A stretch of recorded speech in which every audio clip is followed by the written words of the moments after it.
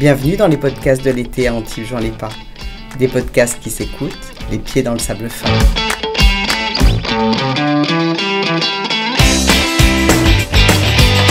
Dans cet épisode, je vous invite au musée Picasso d'Antibes. J'ai rendez-vous avec une fillette, la fillette au panier de fleurs. C'est une œuvre de Picasso dont le conservateur Jean-Louis Andral va nous permettre de pénétrer l'intimité.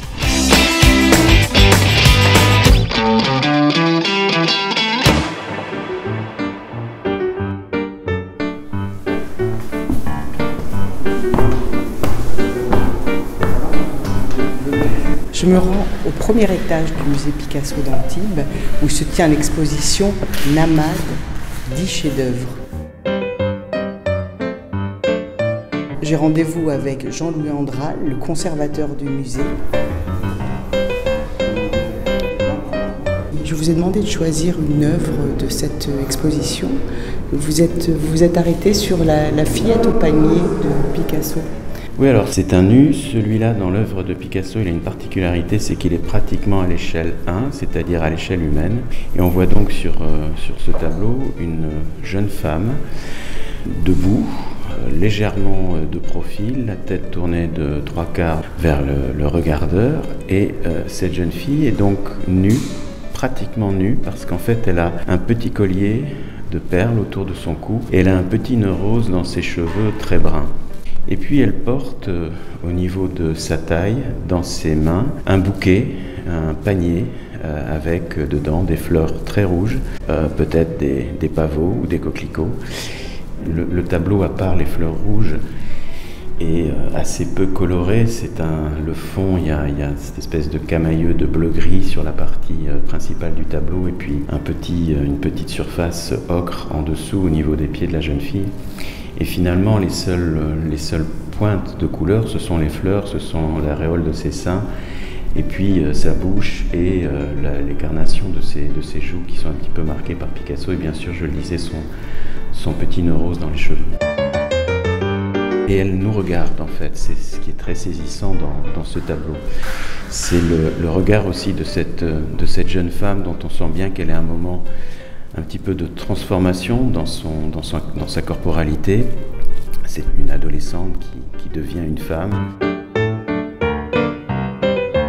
Et en fait, c'est un tableau assez documenté, c'est un tableau qui date de 1905, c'est un tableau qui représente donc cette jeune femme qui s'appelait Linda et qui était une bouquetière qui exerçait sa profession de vendre ses fleurs, mais pas seulement ses fleurs, ses charmes aussi, donc à côté du Moulin Rouge. Et c'était quelqu'un qui servait aussi de modèle, parfois à des artistes qui fréquentaient ce quartier, donc par exemple Van Dongen, Modigliani et bien sûr Picasso.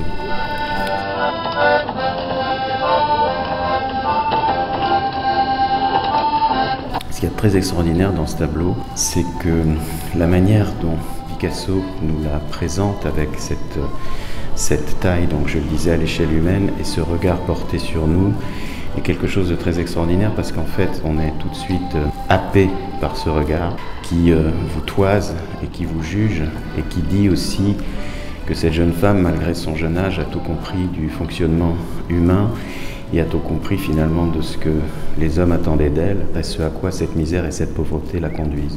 C'est un regard qui nous défie, qui nous méprise. Je ne pense pas qu'il y a du mépris, il y a plutôt de la tristesse, peut-être une pointe, oui, de mépris, mais comme en cuisine, une petite pointe, parce que je pense qu'en fait, ce qui est très beau dans ce visage, c'est justement qu'il y a aussi une forme de grande sagesse finalement.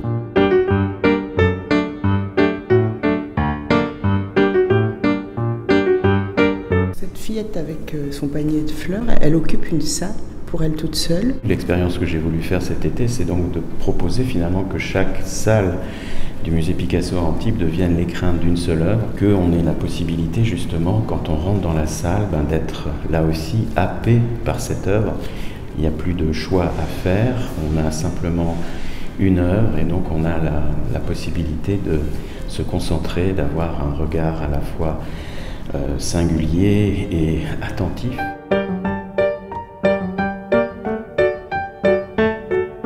Picasso a occupé cet endroit en 1946 pendant quelques mois Comment est-ce qu'il vivait Picasso à l'époque ? Il habitait à ce moment-là une petite maison sur le port de Golfe-Juan. Dore de la Souchère lui avait proposé une grande salle du second étage pour en faire une sorte d'atelier. Picasso venait donc travailler en milieu d'après-midi et restait assez tard dans la nuit dans cette salle du second étage. Et pour qu'il puisse travailler la nuit, on avait emprunté des projecteurs de cinéma au studio de la Victorine à Nice. Et Picasso travaillait avec cette lumière nocturne pour faire donc l'ensemble des œuvres qu'il a choisi de laisser sur place quand il est reparti à la mi-novembre 1946 vers Paris.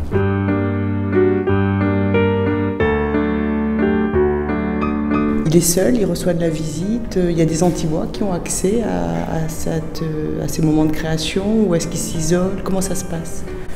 En fait, il a peu de visites parce que le but c'est donc de faire des sessions de travail. Il y a Françoise Gillot qui est sa compagne depuis quelques mois et qui lui annonce qu'elle est enceinte de leur premier enfant ici à Antibes. Donc elle est avec lui, elle est peintre, elle travaille aussi de temps en temps sur ses propres projets dans cette pièce. Et puis il y a quelques visites d'amis. Il y a par exemple à un moment donné Paul Éluard qui vient avec sa femme Nouche et on a des photos donc de la visite de Paul Éluard dans cet atelier.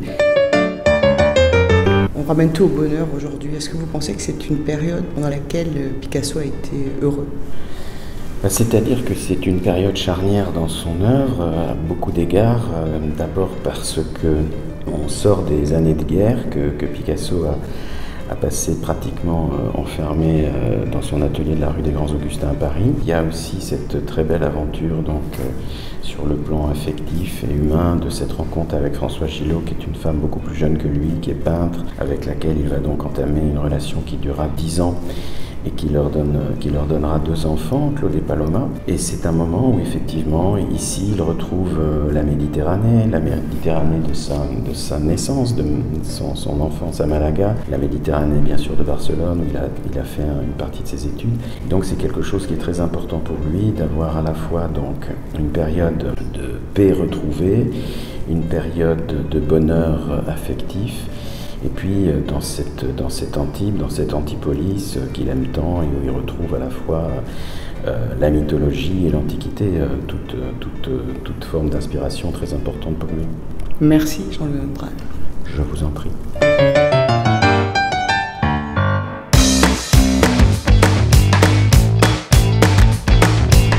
Ce podcast est réalisé par la direction presse communication d'Antibes Juan Lépin.